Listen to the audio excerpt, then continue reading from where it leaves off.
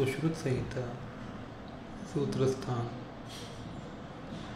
अध्याय 45 द्रव द्रव्य विद्या अध्याय श्लोक 132 असा मधुवर्ग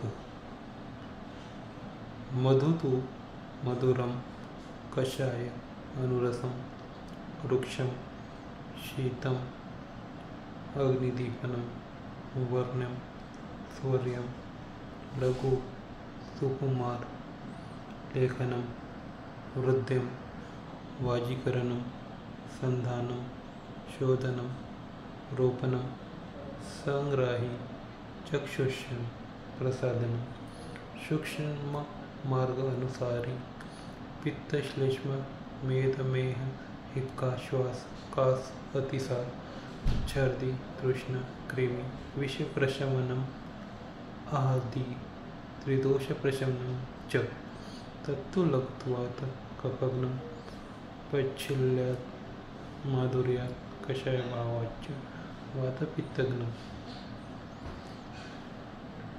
निबंध संग्रह व्याख्या इदानीं मध्वाः तस्य सामान्यं स्वगुणं निर्दिशन्नाः मधु इत्यादि वृक्षदीपनं लघुत्व आदि गुणयुक्तं पुराणं नवम एतद् विपरीतम् इति सुकुमारं सौकुमार्यकरं लेखनं पत्तलीकरणं हृदयं हृदयप्रियं हितं च वाजीकरणं शुक्रलं संधानं भग्नस्य शोधनं तुष्टवर्णस्य रोपणं शुद्धवर्णस्य चक्षुष्यं चक्षुषे हितं प्रसादनं चक्षुषोर्देहस्य च आदि सुखकारी त्रिदोषशमनमिति यद्यपि शैत्यरोक्षलाघवै वातकारित्वात् मधुत्वादीनां च कफकारित्वं तथापि द्रव्यगुण उभयप्रभाव त्रिदोषगुणत्वम्।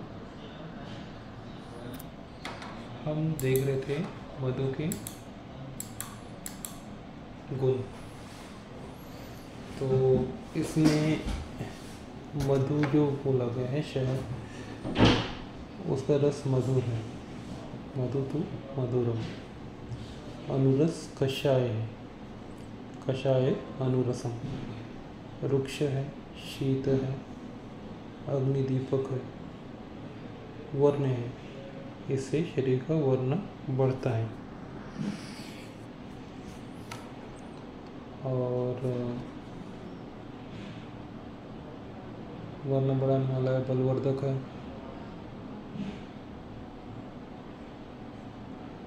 और पचने में हल्का है जिसे हम लघु बोलते हैं सुकुमारता कारक है लेखन कम करता है हृदय के लिए हितकर है वाजीकरण है भग्न अस्थि संधान कारक है दोष संशोधन करता है रन रोपण करता है संग्राही है नेत्र के लिए हितकर है प्रसादक है शरीर के सूक्ष्म स्रोतों में प्रवेश करने वाला है पित्त का मेदोवृद्धि करने हिक्का श्वास कास अतिसार वमन तृष्ण कृमि और विष का प्रशमन करने वाला है हृदय आह्लादकारी तथा त्रिदोष शामक है वह शहद लघु होने से कफ को नष्ट करता है तथा मधुर पिच्छल और कषाय रस होने से वात पित्त को नष्ट करता है। मधु में द्राक्ष शर्करा या ग्लूकोज 75% होता है एवं इच्छित शर्करा लेविलोस प्रोटीन्स गोंद मोम रंजन द्रव्य फॉर्मिक एसिड सुगंधित द्रव्य लोहा चूना फॉस्फोरस विटामिन डायस्टेटिक फॉर्मेट जल और पुष्प के परत होते हैं। इसी तरह शरीर के उपयोगी सभी उत्पादन मधु में है अग्निमांद्य ज्वर वमन तृष्णा अम्लावस्था विषमयावस्था मधुमेह दौर्बल्य हृदयावसाद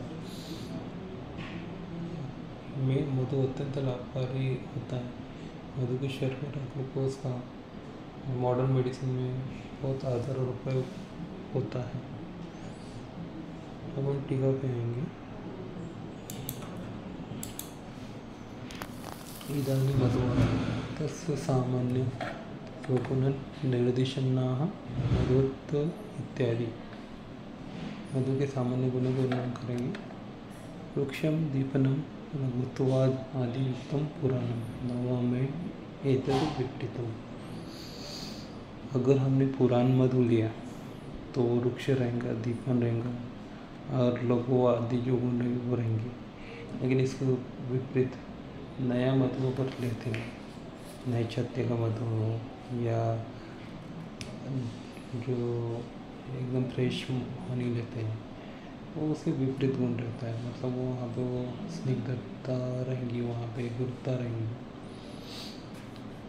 सुकुमार करम सकुमार करम, तो ये मधु में सुकुमार चलाता है। लेखनम पत्तलीकरण, जैसा कोई भी सरफेस है उसका लेखन करना, मतलब उसका जो सरफेस की थिकनेस रहती है उसे कम करना, ये काम मधु का करता है।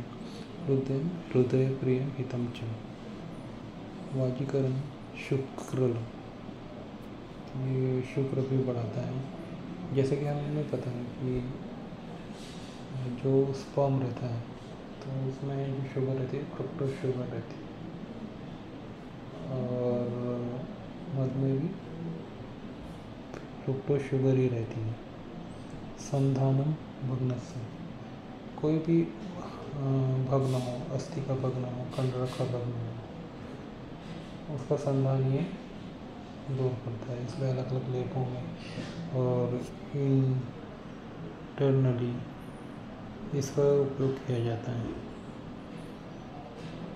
शोधनम दुष्टव्रणस्य, जहाँ भी दुष्टव्रण हो वहाँ हानि के लिए किया जाता है। रोपणम शुद्धव्रण से, और रोपण जो करता है शुद्धव्रण का ही करता है। चक्षुष्यम चक्षुषे हितम, आँखों के लिए हितकारी है। प्रसादनम चक्षुषोर्देह से, देह का प्रसादन करता है, चक्षु का भी प्रसादन करता है। आदि सुखकारी, सुखकारी होता है। त्रिदोष शमनम इति यद्यपि शैत्यरोक्षे लाघवे वातकारित्वं मधुत्वादिनां च कफकारित्वं तथापि द्रव्यगुण उपयोगप्रभाव त्रिदोषत्व, तो इसको त्रिदोष शमन बोला गया। एक्चुअली मधु योगवाही है, ये अपने वृक्ष लघु गुण के भी तो बात तो बढ़ाता है, लेकिन मधुरादि जो गुण है उससे कफकारी भी है, उसका शमन भी करता है। तो इसमें दोनों गुण मिलते हैं। उनको हम किस द्रव्य के साथ मिलेगा इसके ऊपर डिपेंड करता है, वो बात का रहेगा या चमक रहेगा। तो इस तरह से ही मधु के गुण बताए गए हैं। अगले लेक्चर में हम अलग अलग जो मध रहते हैं, अलग अलग मधुमक्खी से मिलने वाले, उनके बारे में वर्णन देखेंगे।